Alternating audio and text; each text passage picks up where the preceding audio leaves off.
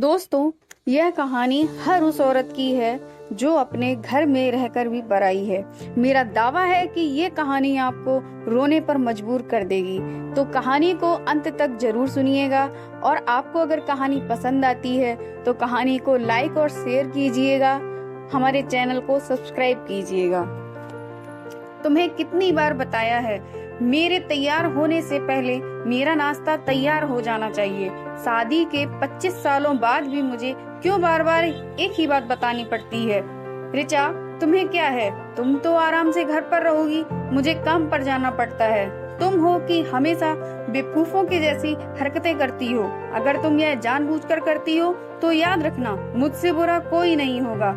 आज भी राहुल का पारा चढ़ा हुआ था।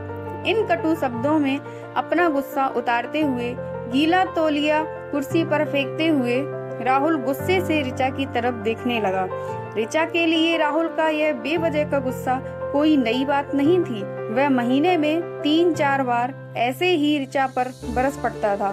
पहले पहले रिचा उसका विरोध किया करती थी, लेकिन जब कई सालों तक राहुल में कोई बदलाव नहीं दिखा तो रिचा ने खुद को ही बदल दिया। अब राहुल के कुछ भी कहने से रिचा को कोई फर्क नहीं पड़ता था। राहुल की हर बात वो चुपचाप सिर नीचे झुकाए सुन लेती थी। शादी के 5 साल तक रिचा ने पूरी कोशिश की थी कि राहुल को बदला जाए, लेकिन फालतू का गुस्सा करने और बाद में रिचा को भला बुरा कहना, यह मानो जैसे उसकी आदत बन गई हो। कोई भी वाद विवाद होता तो राहुल सीधा रिचा को बोल देता, अगर मैं तुम्हें अच्छा नहीं लगता तो क्यों नहीं चली जाती अपने मायके, क्यों रहती हो मेरे साथ। इतना सब कुछ होने के बावजूद रिचा राहुल के साथ रहती थी, क्योंकि उसे अपनी बेटी की फिक्र थी और वह जाती भी तो कहाँ, अपने बूढ़े हो चुके माँ बाप को इस उम्र में परेशान करना नहीं चाहती थी। समाज और लोग क्या कहेंगे, यह भी तो उसे देखना था। वह इतनी पढ़ी लिखी भी तो नहीं थी कि खुद जाकर कोई नौकरी कर सके और अपनी बेटी का पालन पोषण कर सके। रिचा को अब अपनी फिक्र नहीं थी, उसको फिक्र थी तो बस अपनी शादी लायक हो रही बेटी की। रिचा नहीं चाहती थी कि पति पत्नी के झगड़े की वजह से तनु डिस्टर्ब हो। तनु की पढ़ाई पूरी हो चुकी थी, उसके लिए अब शादी के रिश्ते आने लगे थे। कई रिश्तों को तनु ठुकरा चुकी थी। 2-3 महीने बाद एक अच्छा रिश्ता आया। रिश्तेदारों और पहचान के लोगों ने भी लड़के के बहुत गुणगान किए थे। राहुल एक शाम अपनी बेटी के पास बैठकर उसे बताने लगा, तनु बहुत अच्छा लड़का है, पढ़ा लिखा है, बड़ा घर है, बहुत अच्छी नौकरी है। ऐसे रिश्ते बार बार नहीं आते। बेटा, इस बार मना मत करना। तनु अपने पिता से ज्यादा बात नहीं करती थी, शायद डरती थी या शायद नफरत करती थी, लेकिन आज भी वो अपनी पूरी हिम्मत इकट्ठा करके बोली कि मुझे अभी शादी नहीं करना पापा, मैं नौकरी करना चाहती हूँ, खुद अपने पैरों पर खड़ी होना चाहती हूँ। हाँ, तो उसमें क्या बड़ी बात है, मैंने लड़के से बात की है, वह तुम्हें किसी भी बात के लिए नहीं रोकेगा। तुम शादी के बाद भी नौकरी कर सकती हो, वह तुम्हें नौकरी के लिए परमिशन दे देगा, ऐसा राहुल ने बोला। मेरा नौकरी करना या ना करना उसकी परमिशन पर क्यों डिपेंड रहेगा पापा? तनु ने पूछा। मैं कह रहा हूँ ना, तुम्हें किसी भी चीज की कमी नहीं होगी वहाँ। ऐसे रिश्ते बार बार नहीं आते, इसे ठुकरा मत, बहुत खुश रहोगी तुम वहाँ, राहुल बोला।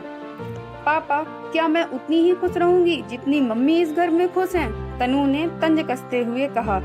आज तुम्हारी जुबान कुछ ज्यादा ही चल रही है, राहुल गुस्से से आंखें बड़ी करते हुए बोला।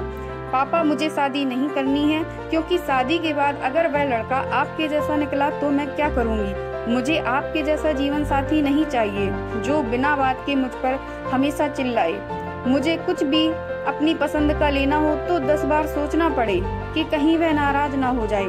मेरी तबीयत कैसी भी हो उसे परवाह ना हो। रोटी थोड़ी सी मोटी बन जाए तो घर सर पर उठा ले, उसकी चेक बुक ना मिले तो भी मेरा ही दोष निकाले और हर छोटी मोटी बात पर मुझे मायके जाने के लिए कहे। तनु ने अपना दिल खाली करते हुए पापा से सब कह दिया। राहुल का गुस्सा 7वें आसमान पर था, लेकिन उसके मुंह से एक भी शब्द नहीं फूट रहा था। वो तनु की बातें सुन रहा था।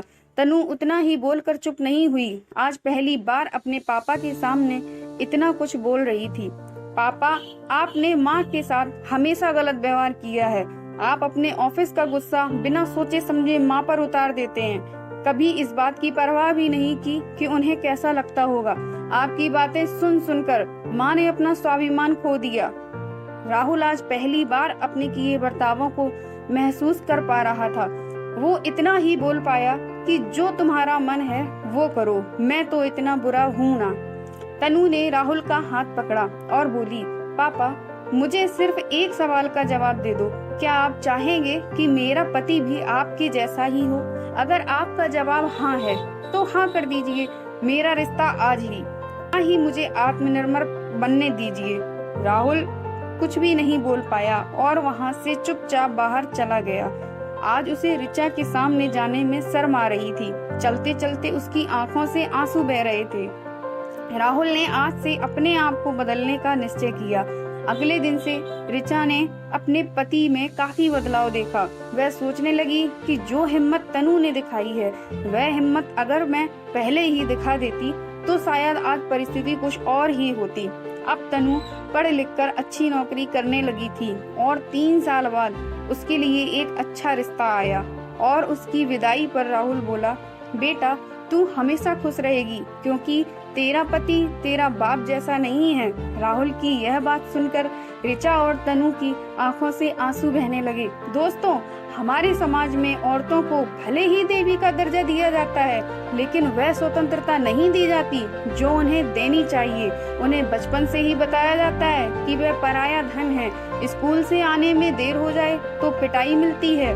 मोबाइल पर बात करते हुए दिख जाएं या खिड़की से झांकते हुए दिख जाएं तो शक किया जाता है। माँ बाप का घर तुम्हारा नहीं है, पति का घर ही तुम्हारा घर है। जीवन भर ये बातें बता बता कर उन्हें ससुराल भेज दिया जाता है और एक दिन किसी छोटे मोटे झगड़े में ससुराल वालों से उन्हें यह सुनना पड़ता है कि इस घर को छोड़ दो और मायके चली जाओ। अब आप ही बताओ दोस्तों, ऐसी स्त्रियों का सच्चा घर कौन सा है? आखिरकार वह किस घर को अपना कहें? दोस्तों,